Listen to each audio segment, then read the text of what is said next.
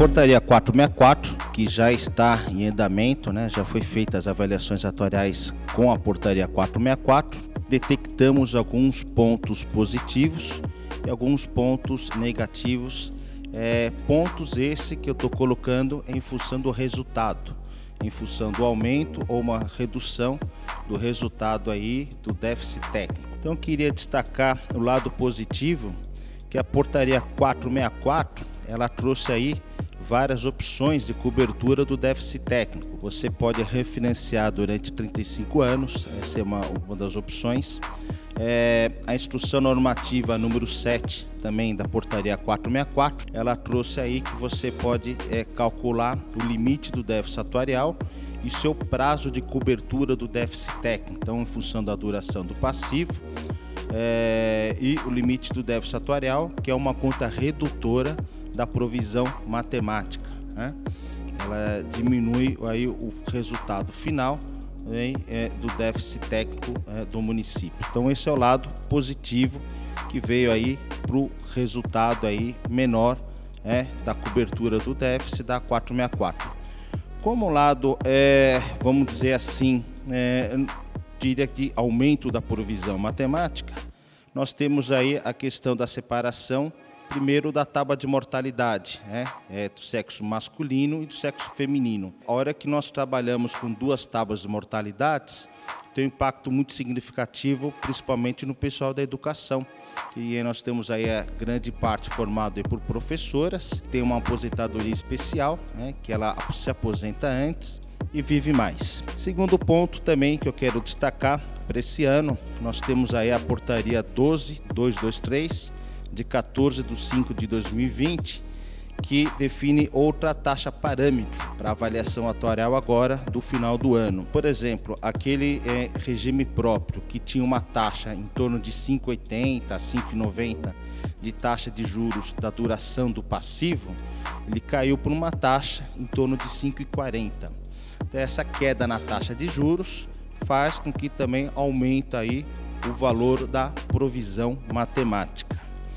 Outro ponto que eu queria destacar, como esse ano foi de eleição, muitos municípios nós observamos que houve aí um dissídio, um aumento salarial, e isso vai dar impacto no final do ano agora. Além de novos parâmetros das premissas técnicas, como taxa de juros, tábua de mortalidade, crescimento salarial, tudo isso vai dar um impacto aí numa tendência de aumento aí do resultado das provisões matemáticas. De maneira que eu estou aí bastante preocupado, e que um ano também foi um ano bem atípico, onde nós não estamos principalmente conversando com vários regimes próprios. A gente observa que muitos não estão conseguindo aí os seus investimentos bater a meta atuarial. A hora que nós confrontarmos no final do ano o passivo com o ativo, o resultado, com todos esses pontos, tende a aumentar o déficit técnico. Esse é o impacto que a gente observa da 464 nas avaliações atuariais. A emenda constitucional número 103, ela traz alguns pontos que são importantes, Então, o primeiro ponto de imediato, a alíquota mínima por parte dos servidores com 14%. Isso ajuda muito no sistema, O sistema tende a ter um equilíbrio com uma alíquota maior do funcionalismo. Outro ponto importante que eu queria destacar, a emenda constitucional número 103, com relação à elegibilidade de condições dos servidores para se aposentar, traz um impacto no curto, médio e longo prazo de maneira linear, Ela não traz, por exemplo, muitos institutos, não é porque implementou a emenda constitucional, porque já vai dar o equilíbrio do sistema, Nós não podemos esquecer que muitos regimes próprios, principalmente de cidades de maior porte, capitais e estados, tem um número de segurados, de aposentados e pensionistas muito grande. E eles não sofrerão nenhum impacto com relação à reforma da Previdência. Para o aposentado e para o pensionista, não há alteração nenhuma no seu valor e na sua provisão matemática. Então, esse impacto da reforma da Previdência, ela ajuda, em alguns casos de maneira muito significativa, em outros não tanto. Depende de cada regime próprio. Uma coisa que a gente até costuma brincar, né? Fala que cada semana está saindo uma legislação nova. Eu acho que esse ano é de um ano de muitas mudanças, né? Nós aí temos que observar, por exemplo, alteração na taxa de administração, alteração nessa questão das premissas, né, das hipóteses atuariais, né? Isso dá um impacto significativo aí, todo esse arcabouço legal novo. Nós estamos verificando também que os tribunais de contas nunca estiveram tão presentes, né?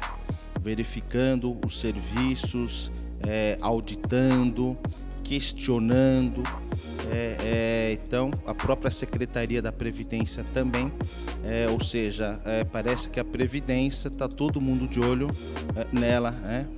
Nesse momento. Ainda mais, a gente observa que é um momento também de transição nos municípios, onde você tem aí as eleições municipais com a entrada aí de novos prefeitos e às vezes, por consequência, alteração do presidente do Instituto de Previdência, né? Do superintendente. Então, eu estou observando que esse ano vai continuar sendo um ano muito difícil, né? Com uma transição em todo o arcabouço legal, nas regras e muitas pessoas, passando por essa questão da pandemia também, onde todo mundo voltando agora aos institutos, mas ficaram um bom período aí não presentes, né? De maneira aí no home office. Então eu vejo aí que vai ser um desafio bem grande aí os serviços técnicos para o final do ano, né?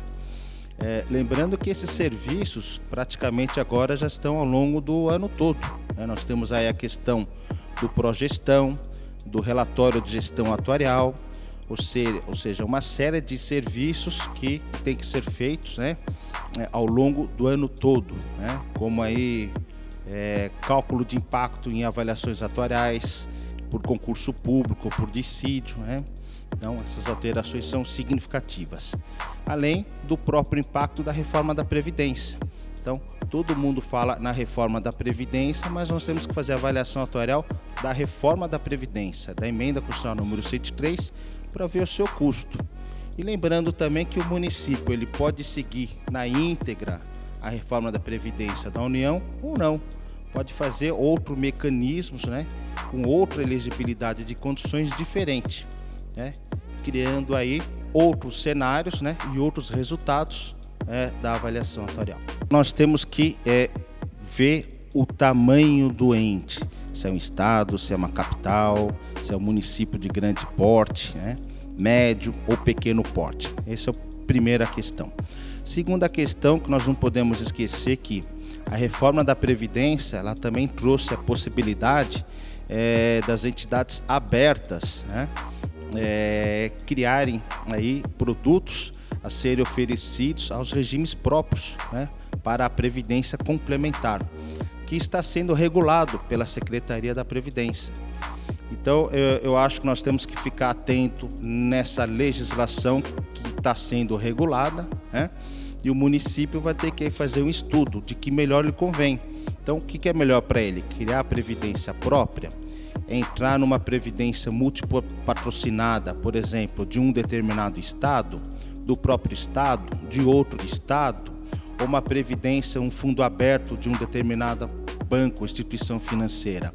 Então, eu acho que cada caso é um caso, nós temos que fazer um estudo técnico para demonstrar a melhor viabilidade, né, para o regime próprio, né, para o ente, o que melhor convém ao ente.